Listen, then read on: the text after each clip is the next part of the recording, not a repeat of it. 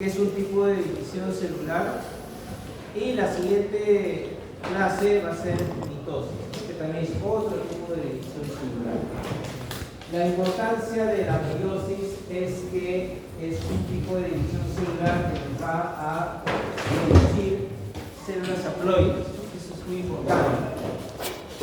Ustedes saben que para que se genere un nuevo ser a través de la fecundación, se tienen que unir dos gametos, un femenino y un masculino, ¿no? Gametos masculino y femenino. Y al unirse estos gametos que son haploides, se va a restaurar la carga genética diploide, porque todos somos diploides. Antiguamente eso no sucedía, no se entendía mucho, y se pensaba que las células espermatozoides y los óvulos pues, eran igual que las células corporales, es decir, eran diploides. Entonces era ilógico. Entonces si se juntaban un espermatozoide y un óvulo que tenían y eran diploides, el nuevo ser pues tendría que ser tetraploide, ¿no es cierto?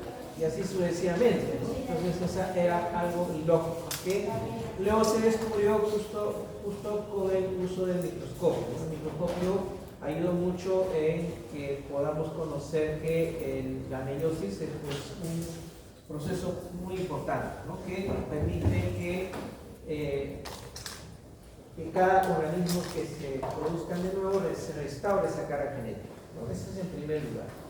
En segundo lugar, también la meiosis es importante porque dentro de este proceso existe lo que se llama el entrecruzamiento, ¿no? O en inglés el crossover, ¿cierto? ¿Qué sucede generalmente en la etapa final del ectoteno, zigoteno y termina en capiteno? Este entrecruzamiento es importante desde el punto de vista genético porque hacemos, o digamos que todos los organismos finalmente son diferentes, ¿no? Al haber una combinación, una mezcla de carga genética de la mamá y del papá, hacemos una mezcla y se produce un nuevo cromosoma que tiene mezclas de ambos, pues ya lo hace distinto, ¿no? Y eso hace que entre nuestros hermanos, mi hermano con mi hermano, no seamos iguales, ¿no? Entonces, esa variabilidad que existe desde el punto de vista genético es importante, ¿no? Sobre todo frente a adversidades que podrían suceder en el tiempo, ¿no? Hemos tenido hace poco una pandemia, ¿no? Y hemos visto que han habido personas susceptibles que han fallecido, como también personas que han sido resistentes o incluso asintomáticos, ¿no? Que no han tenido ni siquiera la infección del virus, ¿no? Eso se debe justamente a estas combinaciones que tenemos de genes, ¿no? Y eso se evidencia mucho en las poblaciones cerradas, ¿no? En aquellas poblaciones cerradas en el cual solamente se pueden emparejar entre ellos, donde hay endemismo, eso se llama endemismo. Hemos visto también pues, que aparecen enfermedades raras, ¿no? Enfermedades raras que normalmente no suceden en la población. Pero en cambio, una población que se mezcla entre sí, la probabilidad de aparecer las enfermedades raras es bien difícil, ¿no? Por eso es que cuanto más nos entrecrucemos, mucho mejor, ¿no? Por eso yo le digo, si no quieren tener enfermedades raras, no miren al primo, no miren a la prima, ¿no? Tienen que buscar otro lugar. Entonces, quiero intervenir ahí un ratito. Sí. Recuerden que lo que está hablando el doctor es la consanguinidad que da efecto eso, porque en el crossing over hay menos probabilidad de ser diferentes. Y esa es la consanguinidad que yo sé que es mi primo, que es mi prima, que es mi tía, etc. Pero existe la otra consanguinidad territorial, que el doctor sin haberlo pronunciado ya lo dijo, donde hay endogamias,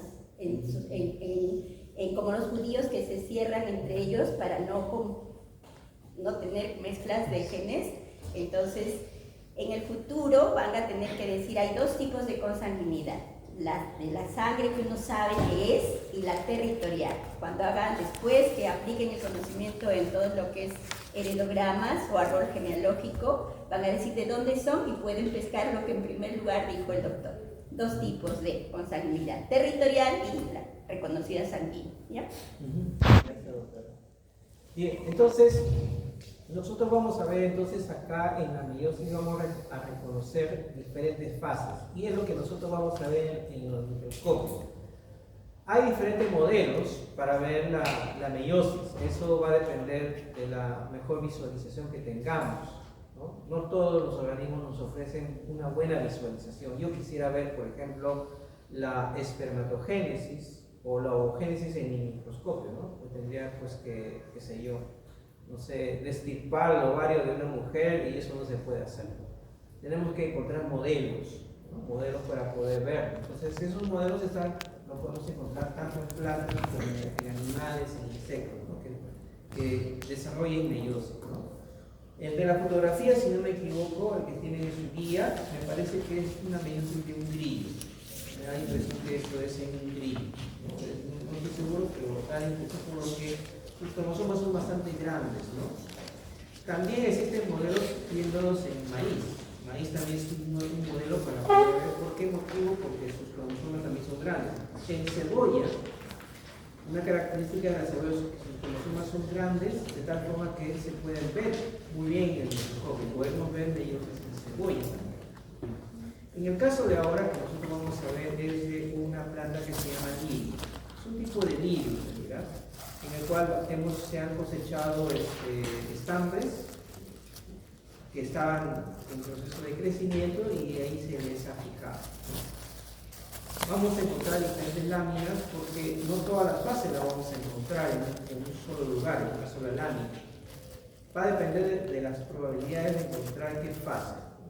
Al igual que la mitosis, en la meiosis también podemos encontrar fases que fijamos, por ejemplo, estambres de un lirio en este caso, lo teñimos con carmín y luego lo miramos al microscopio. Y más posible que vamos a encontrar profases, porque esa es la mayor probabilidad de encontrar profases, ¿no? En realidad más interfases, ¿no? Pero más, luego el siguiente sería profase. Luego en siguiente lugar encontraríamos metafases. Y en último lugar podríamos encontrar telofases, ¿no? Entonces, la proporción siempre va a ser así. Entonces, dependiendo de qué estadio lo hemos fijado, vamos a empezar a buscar la fase que nos interese, ¿no? Y eso es lo que vamos a ver acá. Antes que nada, señalar que la meiosis es un proceso de dos divisiones continuas, ¿no? Una división que se llama reduccional, que se llama meiosis 1, y una ecuacional, que es la meiosis 2. Una reduccional es porque ocurre justamente en el entrecruzamiento. A partir de digamos, estamos imaginándonos que esta célula se encuentra en fase S, ¿no? Entonces diríamos que aquí su carga genética está duplicada por 4. Entonces, en una primera meiosis 1 vamos a encontrar células con carga genética duplicadas, ¿no? 2N, ¿no? Y finalmente, ya en la meiosis 2 vamos a producir células haploides, ¿no? Todas con carga genética N. En el caso de la espermatogénesis, por ejemplo, se van a producir 4 espermatozoides, ¿no? 4 gametos viables. En el caso de la oogénesis, por ejemplo, solamente uno nada más, ¿no? Es una característica de la oogénesis, que solamente se produce un solo óvulo y los otros desaparecen, ¿no?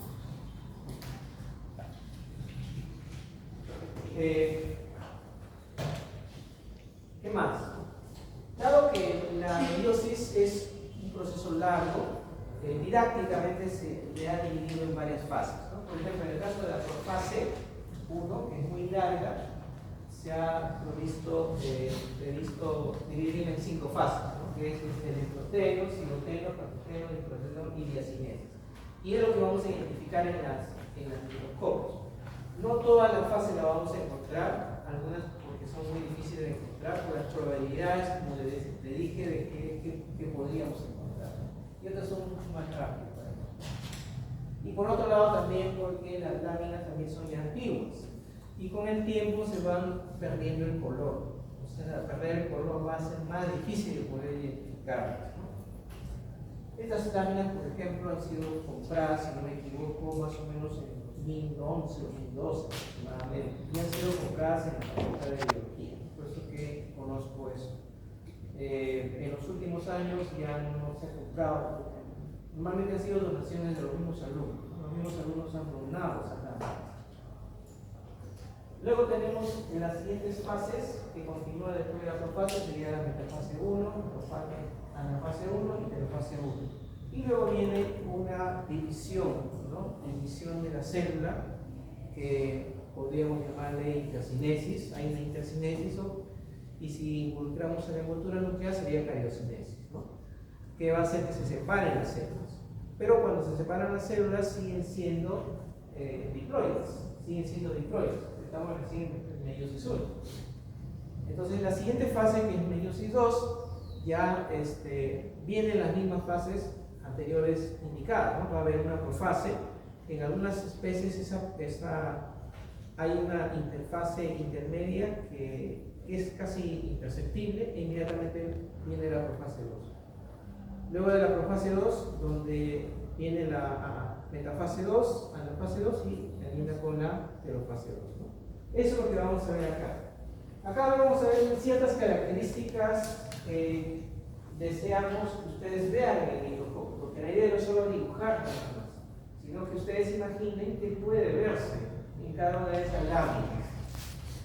En la primera lámina, si es que vamos, creo que no hay el papel, pero supongamos si hubiese, ¿qué es lo que tenemos que identificar? En primer lugar, en todas las células siempre vamos a ver núcleo, solamente se va a tener un núcleo, no vamos a ver citoplasma, así que es una característica, todo va a ser núcleo. Entonces, en un lepoteno, vamos a ver que la cromatina está empezando a condensarse, ¿no? La cromatina en interfase está muy delgada, casi invisible, y vamos a ver una eucromatina, una heterocromatina que solamente lo podríamos ver en microscopio electrónico, ¿no? Pero ya cuando empieza a iniciar el proceso de división, entonces empieza el leptoteno y entonces empieza a condensarse la cromatina. Y para empezar a condensarse, al mismo tiempo se van juntando las cromatinas homólogas. O sea, la cromatina que viene de papá y la que viene de mamá se van juntando. Por decir, el cromosoma 1 de que vino de papá con el cromosoma 1 que vino de mamá se van juntando. En términos de cromatina, estamos hablando de cromatina, no hablamos de cromosomas, ¿eh? Cromosomas se habla cuando ya están condensadas, ¿no? Cuando están muy delgadas, normalmente el término es cromatina. Entonces las cromatinas homólogas se van juntando, ¿ok? Se van juntando para emparejarse. Esa es la finalidad que tienen que emparejarse finalmente. Entonces, en ese proceso de que se están condensando y se están emparejando, se van agarrando de la envoltura nuclear a nivel de los telómeros. A nivel de los telómeros, del brazo P y del brazo Q, cada uno de esos telómeros se van pegando, uniéndose a la envoltura nuclear. Y eso hace que, como está unido a la envoltura nuclear, los telómeros del brazo P y del brazo Q van formando una especie de ovillos, ¿no? Entre sí, ¿no? Y da la impresión que forma un bouquet. Un bouquet. Ramillete también. Un bouquet que en francés significa ramillete de flores, ¿no? Bouquet, ¿no? Ramillete de flores. ¿Ok? Entonces, eso es lo que más o menos se ve. Y los citólogos lo definieron como leptoteno. Luego, en la siguiente fase, ya avanzó mucho el emparejamiento, ya cada cromosoma homólogo ya se emparejó, ya se está formando entre cromosomas homólogos un complejo proteico que se llama complejo sinaptolémico, donde se va a producir el entrecruzamiento y se forman los llamados bivalentes. Entonces, característica del xiloteno es que se van a formar los bivalentes. Algunos te decían tétradas, pero he leído que dice que es una definición incorrecta, que es mejor decirle bivalentes. No sé el motivo por qué no hay que decirles tetras. Tetras significa 4, ¿no? Acá le llamamos bivalentes, es decir, son cromosomas homólogos. Recuerden que cada cromosoma tiene 2 cromátidas, por lo tanto deben haber 4 cromátidas, ¿no? 4 cromátidas. Y se juntan, y se alinean. Y entre sí solamente va a haber un solo centrómero, o cinetocoro también le llaman. Un solo cinetocoro, un solo centrómero, nada más. ¿Okay? Pero están alineados. Y ya se forma entre sí el complejo sinaptométrico. ¿Qué es lo que caracteriza a este bivalente? La presencia de cromómeros. que vienen a ser engrosamientos a lo largo de la cromatina. A modo de cuentas de collar, si uno estira, cuentas de collar, bolitas, entre estrechos, más o menos esos serían los cromómetros, bolitas engrosadas, ¿no? Eso sería la característica del cromómetro. Luego en la siguiente fase ya vemos que sigue condensándose la cromatina, se va haciendo cada vez más gruesa y más corta. Ya se ven que las bivalentes se van separando, los bivalentes se van separando y a la hora de separarse se va a evidenciar justamente ese crossing over que hubo en el cigoteno y se observa como una especie de quiasmas, ¿no?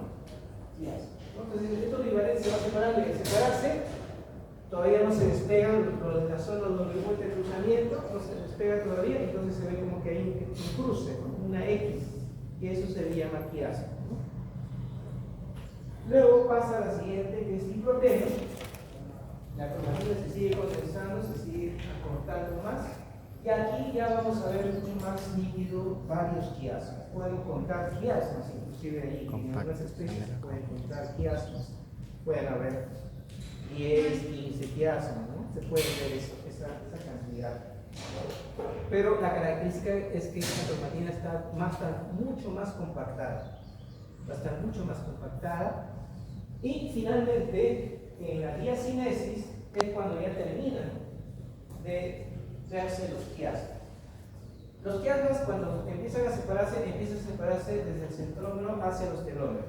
Desde el centrómero al telómero. Se van separando, de tal forma que al final los últimos quiasmas van a quedar los que están pegados a los extremos, a los telómeros, ¿no? Entonces, cuando se ve unas figuras así como un beso de una mujer que se pinta los labios de colorete y le da un beso a su mismo, ¿cómo queda la huella?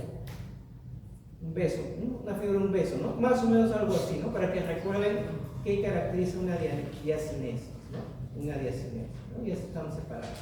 Algunos ya se separaron totalmente, se va a ver recto, ¿no? Pero si ven por ahí algo así, como un beso, entonces eso es diacinesis, ¿no?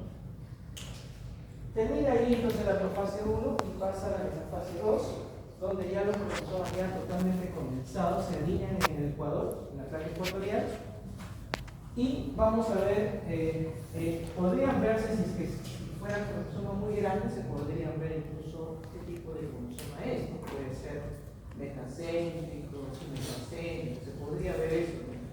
Pero en el caso del hilo no se ve eso, se ve más o menos en forma agrupada, así, y eso se conoce como metafase 1. Luego estos cromosomas deciden a qué polo va a ir, eso se llama segregación.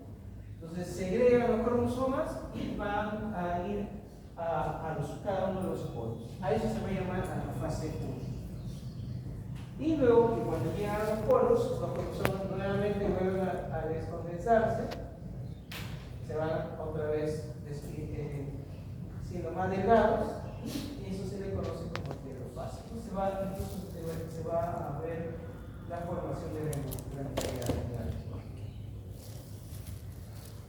Y luego, una vez que termina la heterofase, si fuera una célula animal, podríamos ver incluso el estrangulamiento, cuando se separan el citoplasma, un estrangulamiento. Si fuera una célula vegetal, no hay estrangulamiento, sino que se forma a la mitad una pared celular.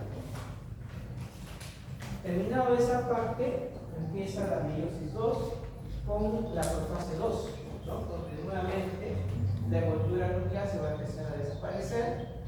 Para empezar a desaparecer, esa envoltura nuclear se ve grande. Esto se parece mucho al de la fase 1, pero ustedes van a ver la diferencia. Esto es pequeño y este va a ser grande. Esa es la diferencia, ¿no? Este va a ser más grande. Pero es parecido a la de la fase 1, se pueden equivocar. Y pasa a la siguiente fase, que es la fase 2, donde otra vez los cromosomas se han condensado, se alinean en el ecuador y ya se va a ver esta figura. Es parecida a la metafase 1, solo que ahora hay 2, nada más. Ahora hay 2. Y luego, olvidé decir, ¿no? Que en el caso de la fase 1, cuando empieza la fase 1, recuerden que aquí hay bivalentes, por lo tanto, hay un solo centrómero. Entonces, cuando se separan, solamente esta vez solamente se separan los equivalentes y no hay división de selección. En cambio, en la fase 2, ya aquí ya se duplicó los electrones.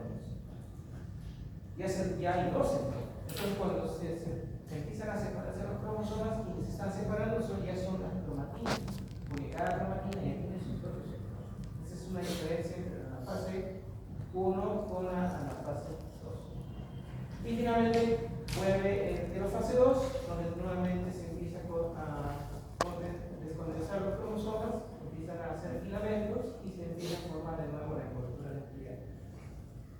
Si esto fuera una planta como el litio que vamos a ver, estos se van a convertir finalmente en polvo, ¿no? Cada uno de ellos va a ser un polvo, ¿no? Y con eso vamos a ver entonces en las láminas, tratar de identificar cada una de las fases. Entonces, la tarea es eso, identificar cada uno de ellos y dibuje en su protocolo esos detalles que hemos indicado. Un tip, jóvenes. ¿Cuál es la diferencia que me pareció interesante entre una mitosis y una meiosis? En la mitosis, las dos células que se producen, las dos células hijas, son idénticas. En la meiosis, las células hijas, ¿no es cierto?, son idénticas en la mitosis y al otro lado son únicas por el crossing over que se dio. Entonces, diferencia clave: idénticas mitosis, únicas meiosis. Nunca se olvida. Muy bien.